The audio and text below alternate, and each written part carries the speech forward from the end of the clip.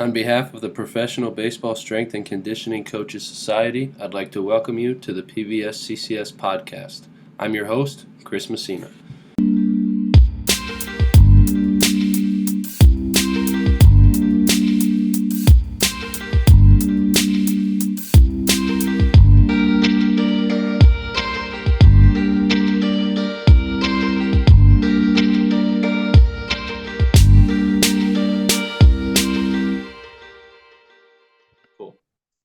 All right, everybody, I'm here with Mia Salvemini of the Tampa Bay Rays organization. Mia, thank you for coming on. Appreciate your time. Tell the listeners about yourself, if you would, please.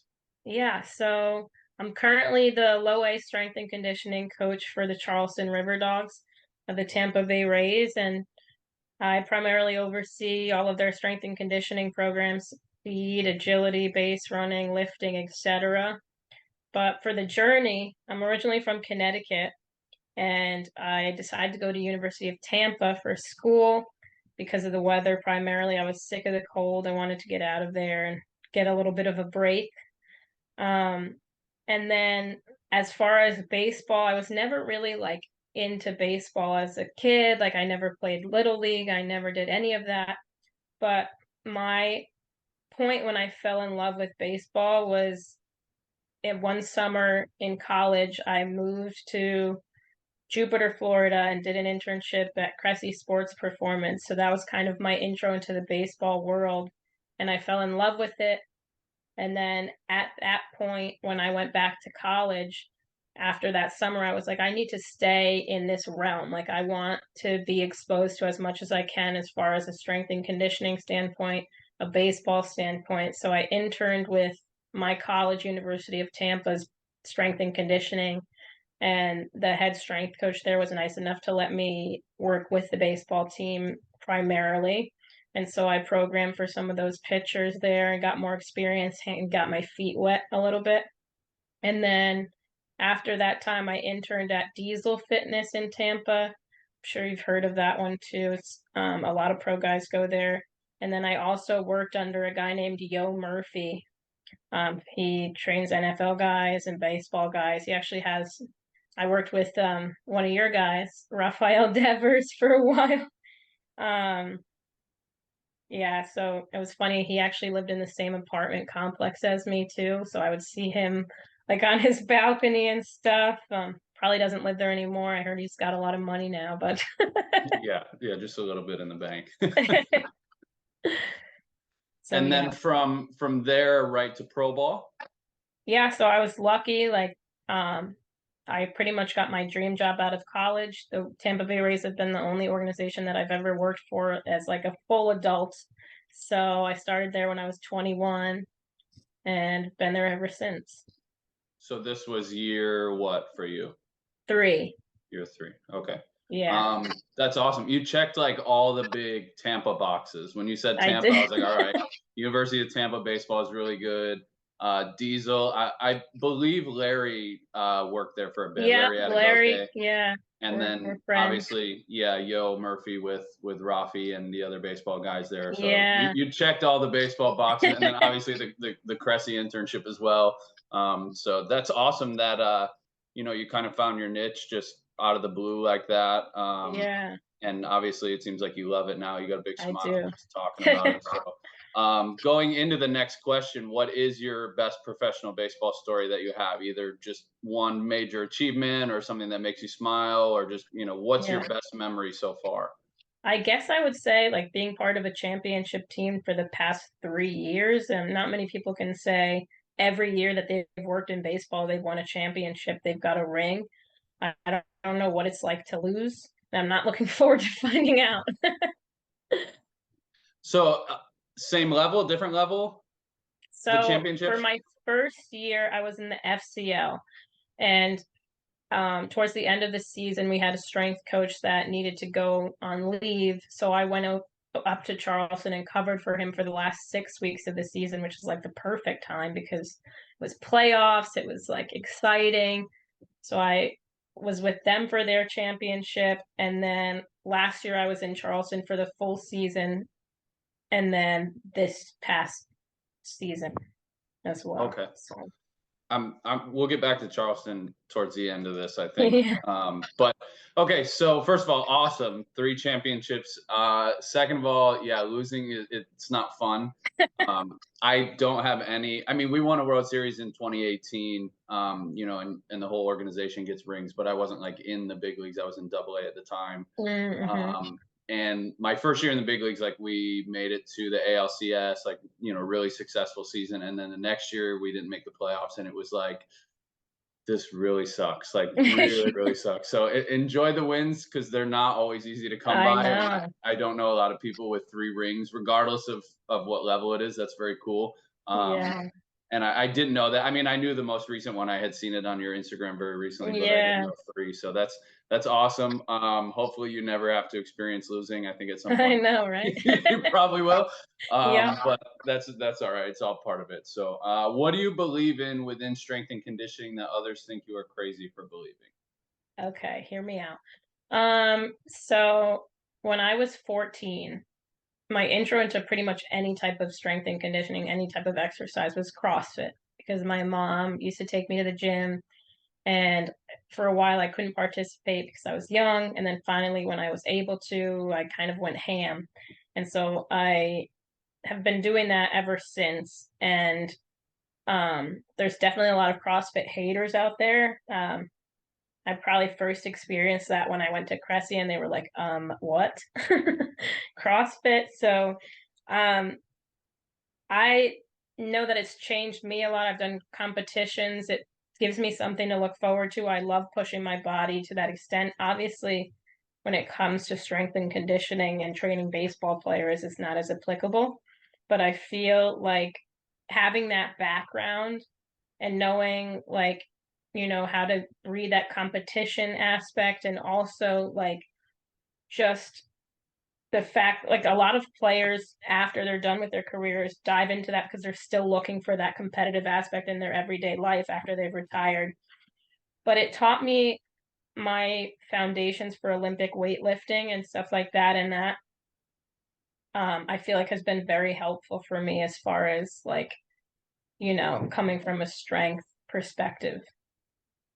I wholeheartedly, I won't bash you on this one, because I actually I have a friend who I went to college with. He's run a CrossFit gym for a long time. I guess it's just fitness gym now or whatever. But Yeah. you know, I've gone over there and trained with him. And the thing is, like, a lot of people are starting to specialize their kids at younger and younger ages. And for me, I think kids are starting to miss just those general concepts of like Mm-hmm. controlling your body weight, being strong, being, you know, well conditioned. Like there's a lot of different aspects of just being generally fit that I think are being missed out on with this next wave of players coming up. And I don't know if it's like that in other sports. I mean, I haven't, you know, dove in with other people, and maybe that's something I need to do. But I just think the bashing, it's probably like, I don't know, maybe people just don't know or anything. It's like, you know, coaches that are like big and strong and never run, and they just like bash Yeah. running. You know what I mean? It's like, well, you have to be able to run. Like I can tell you this guy's gonna probably run at least 3 to 5 miles today as a center fielder, like every Yeah. single day. So like he has to have some conditioning level underneath his legs to play. And again, I would agree with you. I don't know how applicable it is to baseball and all of the things, but I do think, Mm-hmm. generally speaking, like for me, I really think kids need just like gymnastics, obstacle courses, being able to control their body weight. I've seen you do like handstand walks on your Yeah. Instagram, and I'm Yeah. like that. I mean, you have strong shoulders, like, you know what I mean? Like Yeah. it's just like that kind of general philosophy of just being well-rounded for me has always really made sense to me as a person. Some of the And things I they do. definitely, No, yeah, go ahead. I definitely feel like there's things that I do now that I wouldn't do when I first started out in doing CrossFit, because I know that it's not good for me. Like, I know how this makes me feel. I know that my neck's going to hurt if I do 50 handstand push-ups the next day. Like, there's things that I definitely scale back from the strength and conditioning aspect just within myself. And I know that a lot of the CrossFit, like the stigma with it, is that Like, you need to have a good gym and a good trainer and a good onboarding process in order to be successful in it, because otherwise then the risk of injury skyrockets. So I get that part of it. Yeah, I was going to get there eventually. Is just like I think a lot of the bashing back in the day was just like, oh, this is kind of random. There's no rhyme or reason. Where like a lot of the coaches now, it's kind of the same with some of the CrossFitters too. Like they're well versed in just the exercise science, the strength and conditioning aspect, and they can kind of tailor their programs accordingly. It's not just everybody doing the same thing randomly all the time. Like, there is more like rhyme or reason to it. There is more like an overall programming approach to it. Like I said, I have a guy I went to college with, so I've seen some of his programming and stuff. Like, a lot of it makes a lot more sense now, and I think some of that is like the popularity of it, like being on TV and things like that. Like, people want to just be generally fit, and like if you go there and you don't get fit or you get hurt, like you don't come back. So those gyms lose money. So like to keep your gym running, you have to be good at what you do. You have to write good programs and get results. And like you said, I think there's, if you combine the strength and conditioning knowledge that you have with some of the general principles they have, I think it's applicable, early off season, just, those GPP phases, and then some of the stuff you get closer to, games or whatever, for any sport, not just baseball, but in general, like, you scale more specifically to that. But I don't know. I've never had a problem with people who are just generally fit and strong and healthy and well conditioned and, can run distance or can run sprints. Like, I've never thought that being fit was an issue for sport. I don't know. Maybe we're both crazy in that aspect, but I just think that the guys that are better fit and just well conditioned, like, last longer during the season, because it's 100% grind, absolute grind.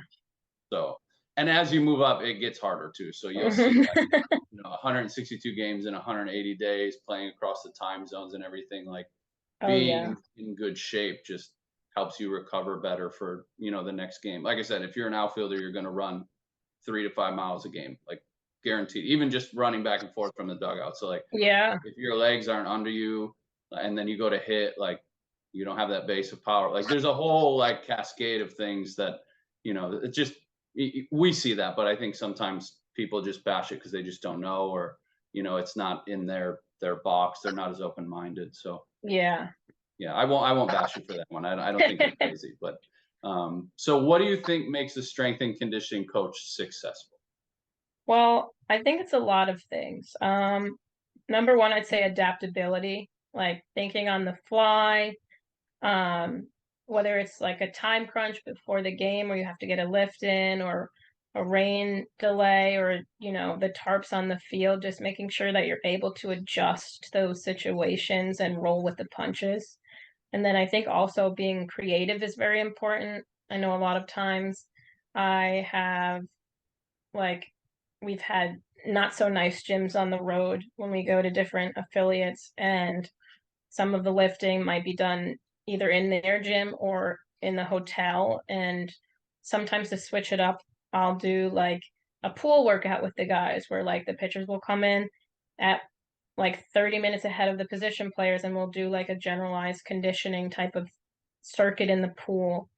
And then the next group will come in all within like an hour, but that's something where they get their work in. It's a little bit more on the recovery side of things, and it's just I love stuff like that. Like, when we go to Myrtle Beach, I'll always try to do a beach workout with them on the sand, and then after, like, if they want to go in and swim in the ocean, they do, and they always have fun with that. Like, I like to switch it up. I always try to do yoga. Some players love it, some players hate it. They're like, Mia doesn't have the cone set up, that means we're in for a yoga session today for part of our warm-up. So but I think just giving them the tools to be able to, develop as athletes. But also, I think just being a genuine human being, being a genuine good human being, developing rapport, actually caring about the players, caring about the coaches and the people that you work with. Because I feel like at the end of the day, we spend more time with these people than we do with our own family, and they become part of our family. And then the last thing that I would say on that is probably communication, just making sure that there's communication between all departments, even within affiliates, like all affiliates. So like I'll talk to the strength coach in Bowling Green, I'll talk to the strength coach in AA and AAA, and just like bounce ideas off of each other, or whether it's between the athletic trainer or the medical coordinator, just making sure that everybody's on the same page. We did a lot of work this year incorporating like the hitting coach into a lot of our drills and warm up, especially before the cages, just because I can't be everywhere at once. So like I'll give him a list of exercises. We worked a lot with the chaos bags this year. Stuff that's easy for them to explain to the players, that once they get in there, they'll have that routine of, oh, like I know that I need to do X, X, and X before I hit. And so I think having that communication has been like night and day, game changer. Yeah, those are all really good points. I do probably have a further, like a follow-up question to this. So you talk about, developing like general athletes at the lower level, and you have some freedom. Like, is there like a set program that you're doing? Do you have kind of the autonomy to like play with, how you feel? Like, how does that structure look like up and down? Like when players move up from Charleston, like what is your goal to like have them prepared for? Or is it kind of just like level to level is different? I would say level to level, it's pretty similar. There's definitely a foundation that we go off of. We have 2 to 3 lifts per week per athlete, whether it's a pitcher or a position player. And I usually write out like 3 different workouts on the board and rotate them every 4 weeks, with a week that we're on the road being sort of like a deload week for them. So, yeah, so I do like one lift that's like more power based, one lift that's more like strength speed, and one lift that's more absolute speed. And then they rotate between those 3 lifts. But then for their B block with their accessory work, it's usually more individualized towards the athlete. And because our gym is like the size of probably like an average Boston apartment, I make sure that they rotate through in like a cyclical kind of action. So they'll go through their A block, they'll do 1 set of each exercise, and then go back through before they get to the next set. Gotcha.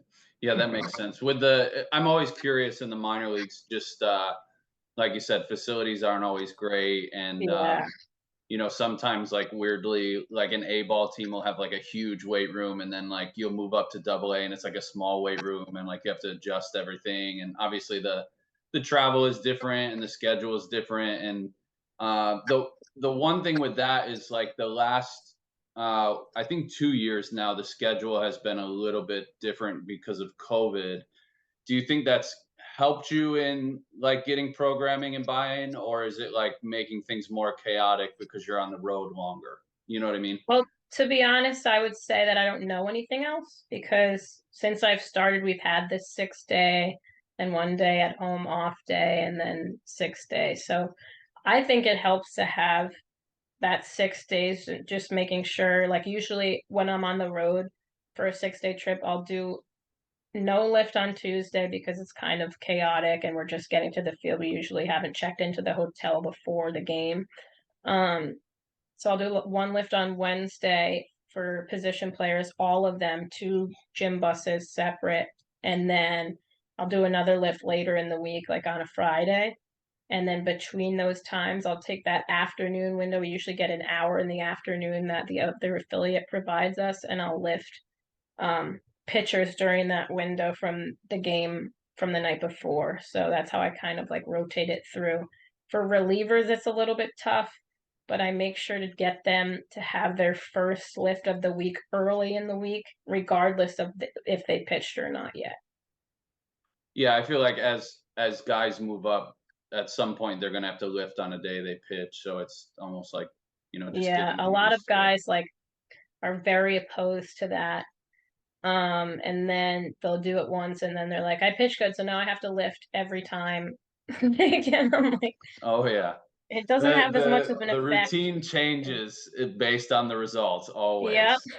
If you jump rope that day and you hit a home run, you gotta jump rope every day. If you lifted and you struck out 4 times, you're never lifting again. But yeah, I would imagine, like, I moved up in 21, so I actually didn't have that schedule. And there was a time we had a 10-day road trip in 2019 when I was in AAA, and it was like we flew into a city and then like that morning and then played that night, and then we go to the next city, and then the back half of it was like we flew into Philly in the morning, we drove to Lehigh, we played a night game, and then the next day we had like a 10:30 kids game.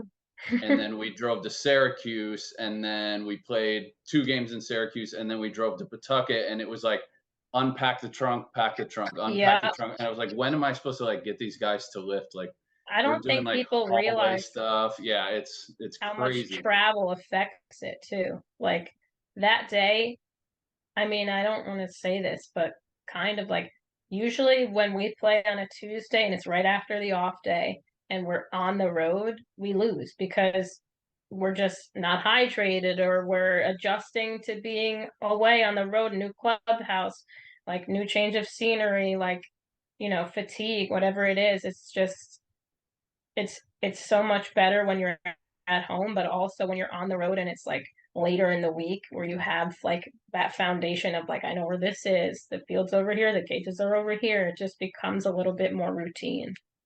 Yeah, that's the hardest thing, is like when you go to a new city and you just don't know what's available to you, what the layout is. And then, like I said, we played, 2 games in a city. So it's like the first day you get your bearings, and the second day you got to pack and leave. And we're just like, what is going on here? And so, yeah, it's definitely, it definitely plays into it. And then I've noticed the same thing, like usually after an off day, guys are a little bit more sluggish. Like, I mean, I think sometimes guys don't do anything on the off day. Yeah.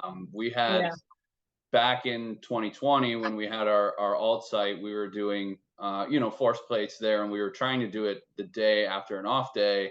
And we had 2 separate incidents where, one, the guy's jump was just horrendous. And we were like, what did you do yesterday? And he was like, I didn't get out of bed. And we were like, what? And he like, yeah, I didn't even open my curtains. I just laid in bed. And the only time I got up was for my Uber Eats. And I was like, and then the other was like, we had a starting pitcher, and he was throwing in the, the inner squad we were having, and his velo's way down. And we're like, what did you do yesterday? Like, no, I didn't do anything. I chilled. And we're like, and it was like, an earlier scrimmage. So he was like rolled out of bed and went to pitch. And we were like, dude, we got to clean this up. Like this, but it was really eye-opening for me to be like, if I know this is coming, like, how do I combat that? You know what I mean? Like, if I know we have a day after an off day, like, how do I adjust things to just get guys going, and just give them something to just like get the spark going a little bit, and like hopefully pull out a win. But like you said, most of the time it's like, it's just brutal to watch. And then once you get your feet under you, then you're like, okay, like it's fine now. But sometimes, especially the higher up you go, and then like for us in the AL East, like every game really matters. So it's like, you almost have to like find ways to just get ahead of that. And it's not easy to do. It's really, really not. But I have noticed the same thing with off days and just sluggishness. And I think, like you said, being in the same place for 6 days, I think by the end you're probably like, all right, get me out of this place. But that like midweek, you're like kind of hitting your sweet spot. What's the longest that you guys travel in that league? Well, 6 days, but sometimes we'll do back to back, so it could be up to 12 days, really. What about distance, like city-wise? What's the furthest from Charleston? Delmarva, which is in Maryland, so that takes about, I mean, I always overestimate. They get mad at me because I'm always like, if it's 7-hour trip, it's really a 9-hour trip. Yeah. But, yeah, of course. That's about like 9 hours. Yeah, that's the furthest we went. It's a long time on a bus. People don't realize, like, I know. Yeah, and even when we stop, I think, I don't know if it's the strength coach in me, but when we stop, I'm like, guys, like, do not sit on the bus. Get up, move your feet. Stretch, like move use around. This opportunity. Yes, exactly. Because some of those guys, we had one, man, I think it was my first or second year in AA. He had one of those video game things that goes on the seat. A monitor? Yes. Yeah, we have one guy that has a monitor, a headset, everything. He's locked and loaded in the bus the whole trip. But instead of facing forward in the seat, he had his legs out the seat into the aisle, and then he was turned like this, playing video games for the whole road trip. Ouch. For like 6+ hours. And then he came in the next day, he's like, dude, my neck is jacked up. I wonder why. Yeah, like you just sat like that on the bus. Dude, I know, but I had to play my game. So like that kind of stuff also plays into it, that you know, maybe in some other sections of strength and conditioning you don't even think about, because it's not a thing, you know what I mean? And like that's another layer of like what we have to, you know, take into consideration for guys to get ready to play. So how about advice for others in the field, either young coaches looking to get in or older coaches that have been around that just want to stay on top of things? Yeah. I feel like I have a different perspective when it comes to this, being a female. There's been a lot of challenges. I was the first woman that the Rays ever had full-time at an affiliate. And so I think, you know, that came with a lot of pros and cons, but I think the more experience you get under your belt, the better it becomes. And I would say like one big thing is, if you want to be successful in baseball, like learn Spanish. I'm fluent at this point, I would say. And I think just be open. Nobody has all the answers. You can always learn something new from somebody else. So yeah, the Spanish thing is just really, really valuable, especially at the younger levels. You know, you can kind of exchange English with some of the guys, and they'll exchange the Spanish with you. And I think learning baseball Spanish is a little bit different than like Duolingo Spanish. 100%. But it helps a lot. It really, really does. And like guys, it also helps like build rapport, like at this young level. Like they're coming from these countries, they don't know, you know, anything about the US. They're coming, it's their first time in the States, and they're surrounded by people that don't speak the language that they're used to. And I think like building that rapport and being able to communicate with them, and like them having somebody to turn to at an affiliate to ask questions, like, is huge. So yeah, I would agree 100%. That's exactly what I was thinking, is just a lot of times like those guys just don't know what they don't know. And you know, it's a big culture shock. And you know, I always say, like, just try to put yourself in their shoes. Like if you went to a country and you didn't know the language, and you had to try to get yourself around and, you know, play the sport and learn how to feed yourself away from the ballpark. And like, you know, American food is different, obviously. Like there's all these factors that, like, for us, it's, you know, sometimes we don't think about it because it's comfortable. That's, you know, that's how we grew up. That's where we're at. And then it's like, you know, imagine if, you know, I got placed in Germany and I had to go play soccer there. Like, you know what I mean? I'd be like, what is going on here? And like, you know, even just learning the system and everything, like, you know, the baseball system and the American players, like, they can have family visit, but a lot of these players that are coming from the DR and Venezuela, like, they don't have, like, their families don't have visas, so they can't come over and see them. Some of them have spent years without seeing their moms. Like, so I definitely empathize with them a lot when it comes to, you know, first experience here. Yeah, that's a really, really good point. Just, you know, something that sometimes goes by the wayside is just like they're by themselves in this new place. And a lot of them are so young, you know what I mean? Yeah. They're just so young, and sometimes their education level is not as good. And like, it can be really frustrating at times if you allow it to frustrate you. But if you, you know, like you said, if you take that empathetic lens of just looking at it as like, you know, they're kids, and they're kids in a new place and a new job, and they, you know, they literally don't know what they don't know sometimes, and like just laugh along with them. And then, like you said, once you learn Spanish and you realize how funny they are, and like it just changes everything for you. But if you're gonna be in pro ball, like, the Spanish is just so valuable. And even when you move up, like, you know, I had Devers in AA when he was, you know, 19, 20 years old, whatever it was. And like, you know, now we're together in the big leagues, and like just seeing him grow up and like being able to connect with him when he was so young, and like now he's a man with, you know, with a lot of money, like we say. And like You know what I mean? But just seeing him grow up, and we have some other young Latin guys coming up into the big leagues, and just having the ability to connect with them and just give them a resource, because as they move up, there's more on their plate, there's more media, there's more meetings, there's more everything, and like if you can just guide them along, on the path, like it's only going to help you. Like it's not going to hurt you, and it's definitely like a worthwhile investment of your time to learn it. So couldn't agree more with you. And like I said, they're really funny once you get to connect with them. They so. are. How about continuing education resources? Books to read, seminars to attend, podcasts to listen to? Like, where are you going to stay on top of things? Yeah. So, books I've read more recently, or that I'm in the process of reading. I read Can't Hurt Me by David Goggins. I'm sure that you get that a lot. Definitely recommend that book. I was running poles the other day, and instead of running 10 poles, I ran 12 because I was like, David Goggins would want me to run 12. You shouldn't be running poles. Don't you know that? I know, right? And then Atomic Habits I'm reading right now. And then I also just finished a book called The Unfair Advantage. It's written by a pastor. He's a non-denominational Christian church in Tampa here, a local church that but I felt the book was very relatable in terms of like we have to leverage every opportunity we have, and although we might not like the cards we've been dealt, like we have to use it to our advantage. And then as far as podcasts, a big one that I like is Chasing Excellence by Ben Bergeron.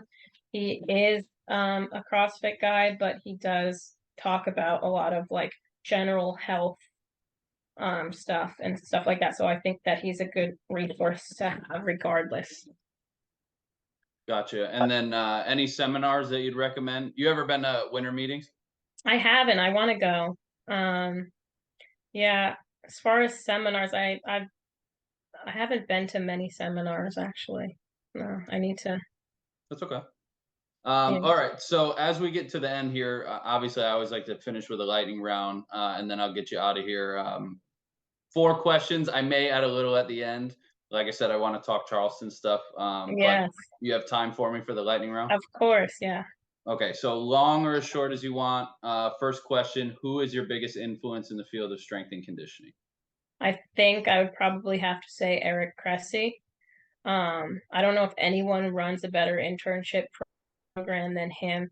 Before I went, I had to learn like 800 different exercises, all of these in services, and I think he really could be a doctor if he wants, like if he wanted to. He's Yeah, a you're wealth probably of not knowledge. alone in that thinking. There's probably Yeah. hundreds or thousands of people that probably think the same. If you only had one piece of equipment to train with, what would it be? Probably a kettlebell. Versatility, you can do a lot with it. So that's my go-to, I would say. Biggest accomplishment professionally and or personally? I would say just getting my dream job straight out of college at 21 with the Rays. Like I said, it was the only adult job that I've ever had, and I think I started in a good spot, developed a good foundation from that. So yeah, winning the championship stuff. Any career other than strength and conditioning, what would you choose? I would say either a physical therapist or something with animals. So very different. I love all types of animals. I think like maybe probably not a vet because I don't like the sad parts of it, but maybe like running an animal sanctuary with like hundreds of dogs and cats and horses and ghosts just roaming about and taking care of them. Sounds like my wife. And chickens. If you add the chickens in, Yeah, that's her dream. all of them. Okay, so talk to me about Charleston. So I was born in Charleston, and I've never been. We left when I was like 6 months. It's very high on my list of places to visit, and it's like embarrassing for me that I haven't been yet, and I'm in my early 30s now. So talk to me about the city, like any food that you'd recommend. Like if you're telling me like as a first time visitor, like what do I got to see when I go? What do I got to eat? You should definitely go. I love it. It's very quaint. The streets are very walkable. There's a lot of like horse and carriages, and like it's very like there's a lot of history there. There's a street called King Street, where it's just like tons of shops. You can spend the whole day on that street. There's a bunch of like nice little parks. I'm lucky that for living situations with the Rays and the River Dogs, like I was across the street from the stadium, so that was really convenient. I used my car maybe like 3 times. I like that it's really close to the beach too. It takes you like 15 to 20 minutes from the stadium to get to the beach, so that's a really good restaurants. It's definitely a foodie city. I like this place called Verde that has like all of these different salads. You kind of build your own salad. We only really have Monday off, so I don't do that much eating out besides on that Monday, but it's definitely the place to be. The stadium's electric. We're pretty much like full every game, and compared to every other affiliate that I've been to, like nothing compares to it. Like the amount of fans that we have, the presence, like it just adds a whole other element to it. And it's really exciting. It's definitely an exciting place to be. Yeah, I've heard nothing but good things about it, and specifically with the River Dogs. My dad has told me about Charleston and all of this, and I've never been, and it's always been on my list. And like every year driving down to Fort Myers for spring training, I'm like, I should stop. And then I'm like I'm in driving mode, and I'm like, I know you can't get out of that sometimes. next year, and then like it's 8 years later, and you're like, I still haven't gone. Like I really should go. So definitely high on my list. And if we do ever end up going, I may get in touch with you for some. Yeah, definitely. I have a list of places to go. So awesome, cool. It's been nice to get to know you. And if the listeners want to get in touch with you, where should they go? Is social media the best place, or is there a better place to get in touch? Social media is good. I'm on LinkedIn. Also Instagram. My Instagram is just at Mia.Salvemini, but either works. LinkedIn, Instagram, whatever. Awesome. Mia, I appreciate your time, and like I said, getting to know you a little bit, and we'll definitely talk soon. Yes, nice meeting you. All right, everybody, that's going to conclude this episode with Mia. I hope you enjoyed this one. She's already accomplished so much in her young career, and I'm really looking forward to just following her and seeing where she ends up, over the years, whether it's in professional baseball or not. And she's also killing it on Instagram. She's an absolute beast in the gym. So it was cool to get to know her. It was cool to talk shop with her and to hear about her success that she's already been having as a coach and like I said, in her young career. So 3 things that I took from Mia in this episode: adaptability and creativity will help you find success as a coach. Strive to be a good coach and a good human being, and be open to learning something from everyone. With that being said, I hope you enjoyed this episode, and we'll talk to you again on the next one.